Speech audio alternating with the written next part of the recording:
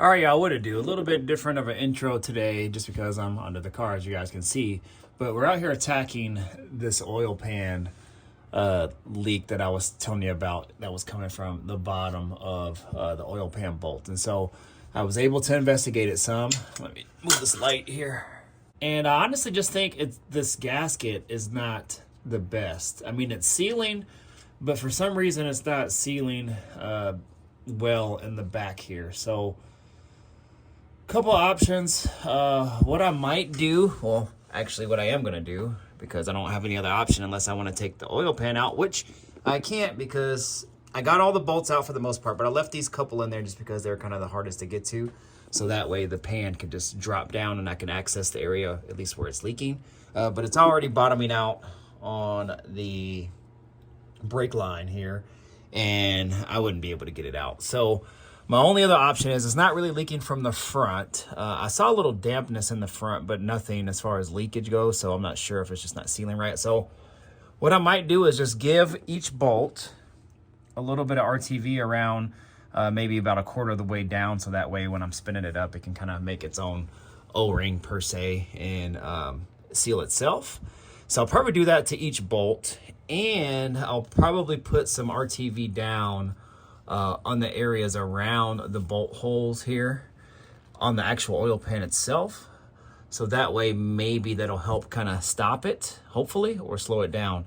I'm probably going to have to put enough where, if you guys can see the rubber portion of the gasket, I'm probably going to have to do enough where it builds up enough so it's that height as well too. So that way when I tighten the pan down, it'll kind of flatten it all and make it one smooth seal. So I don't know, we'll see. I have no real other ideas on what to do. I mean, really there's not a whole lot else I can do other than taking out the pan. But I wanted to investigate this too to see if it was leaking in here, and bone dry around here.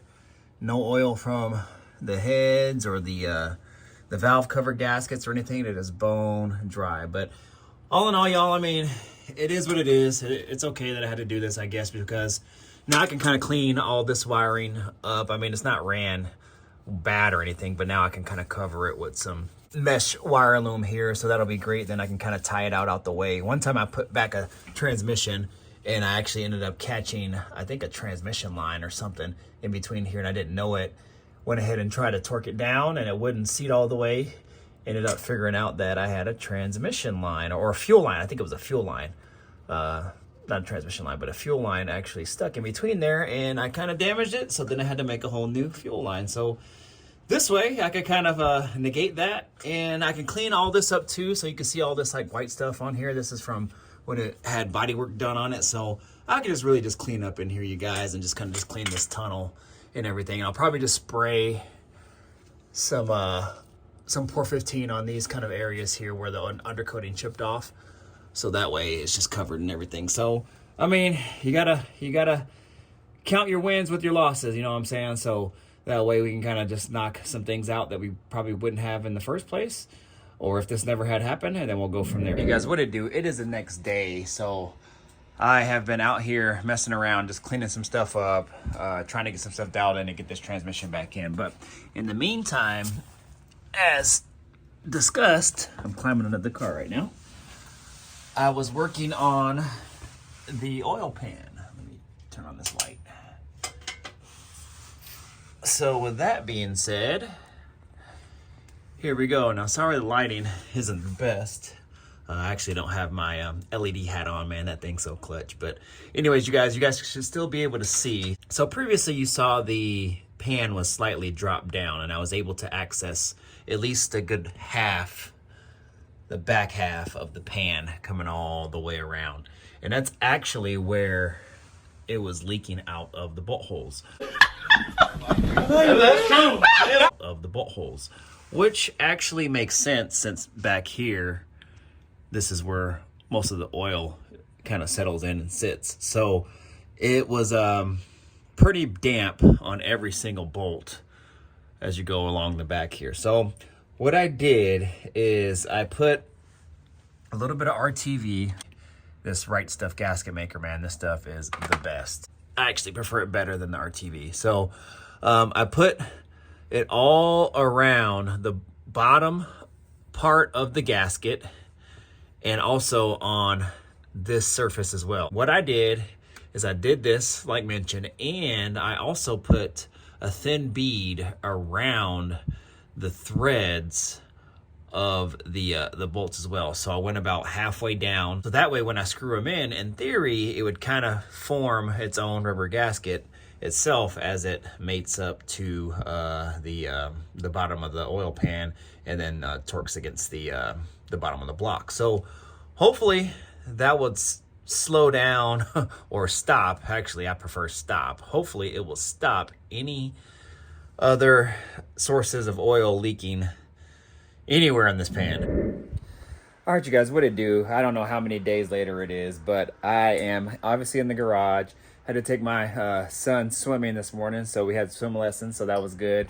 And I had to go to Napa. I'll show you why here in a moment here. But this will probably conclude the portion of fixing the oil leak. I think we did it, you guys. So I filled up with oil before I left to work about 2:30 in the afternoon yesterday. When I came back, got home about 7. I topped it off because it needed to be topped off. And what I'm assuming is the oil that sits in the pan, it probably actually sets up a little bit higher above the pan, so it actually clears that break in between the pan, the gasket, and the engine bottom of the engine block. So I'm thinking because the oil is settling there, you know, when it's not being driven, that it might seep a little bit if there's any imperfections in the gasket. So I'll take you under there here in a moment to show you what I did. But man, I think we're good to go. There's no leaks on the ground. There's no oil like seeping out of it, at least from what I think. But I'm gonna show you a couple bolts that might still be compromised a little bit, and I'll tell you what I did here. All right, you guys, so first things first, I actually had to go get another battery. So I had an Optima battery that I purchased. How long have I had this car? Maybe 6-7 years now. And I bought an Optima battery when I first got it. And then it went directly to my buddy, so pretty much to the shop, for about 2.5 years. And then I got it back. It was in my garage for another 2.5 years for me putting it together. And then, you know, driven on with that battery for the past 1.5, 2 years. So the battery was shot. I don't know why. For as little drive time as it got, it just never really worked right. And that's actually probably my third Optima battery that I've had that's failed on me. So anyways, long story short, I wanted to buy an excess power battery, but I just don't have the funds to do that right now, you guys. So I gotta, whatever funds I have to spread them as much as I can and not spread myself too thin, you know. So anyways, I ended up getting this one. This was the best deal that I found out there. I've, you know, looked at O'Reilly's, I looked at Interstate, I looked at all of them, and this one had really good cold cranking apps, and it was reasonably priced, 2-year warranty, and it's from Napa, so at least it's a good brand, and it's their XDT version, and I think it'll do the job, you know, for under a couple $100, perfect, versus paying, you know, $350-400 for excess power. I'll get one down the line, but right now I'm not really running that much stuff anyway, so this should do the trick. So we're gonna get that installed, and I had a core, so I didn't spend as much as the battery actually cost. So now I'm gonna take you under the car here, show you guys what's up.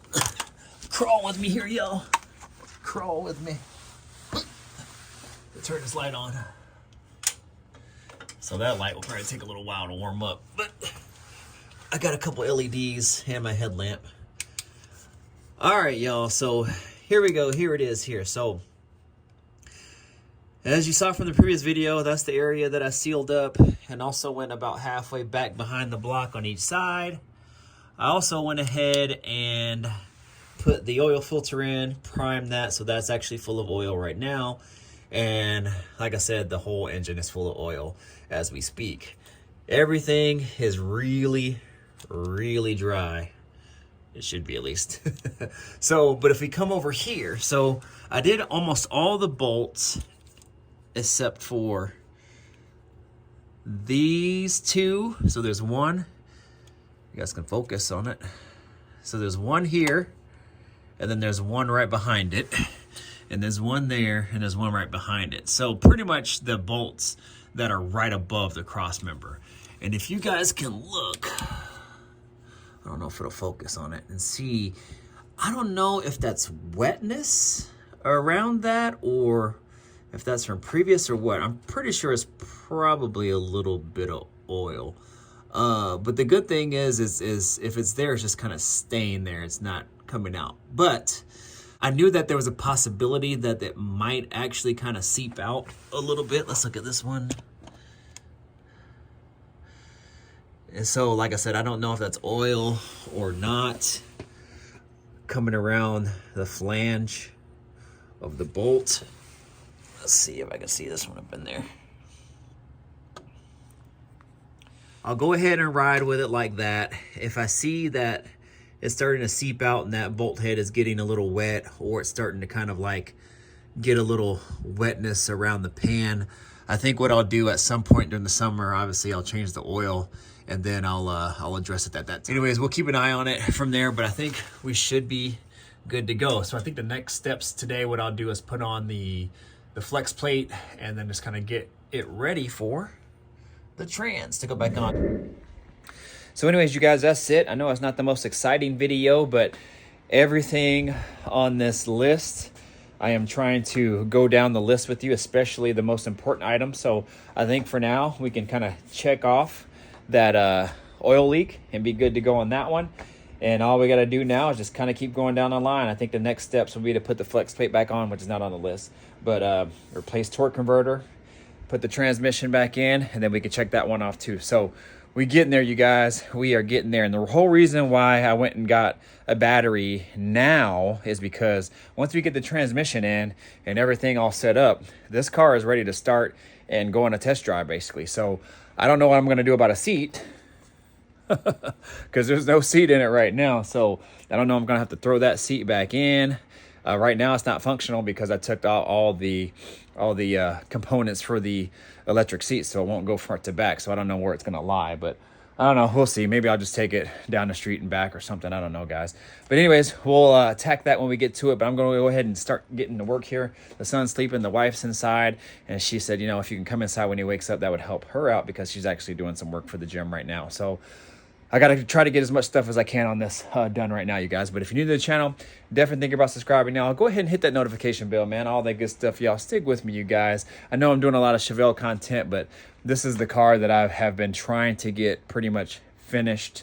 And ooh, you guys, wait till you see what I got in store for this interior, man. I'm getting not really a sample, but I got something done for the door panels that's actually going to match the seat covers, and man, y'all wait on that. Y'all wait on that. It's pretty dope. It's definitely not something that's too common. I've only ever seen it done one other time, and that was really random. I actually had the thought, and then another guy had did it, and I actually messaged him because we're actually friends on Instagram. I don't know him personally, but I messaged him. I was like, dude, I had that same thought and I seen you did it, and I'm glad you did it because I just confirmed my thoughts on it as well. And he pretty much said the same thing. He said he had the idea and he just had to go for it. And, you know, however it turned out is how it turned out. And luckily it turned out good. So I can't wait to unveil that for you guys, man. So you guys stay tuned, all right? Like, comment, subscribe, sure, do all that good stuff, man. Mr. Griffin 23 out of here. Deuces. Peace out.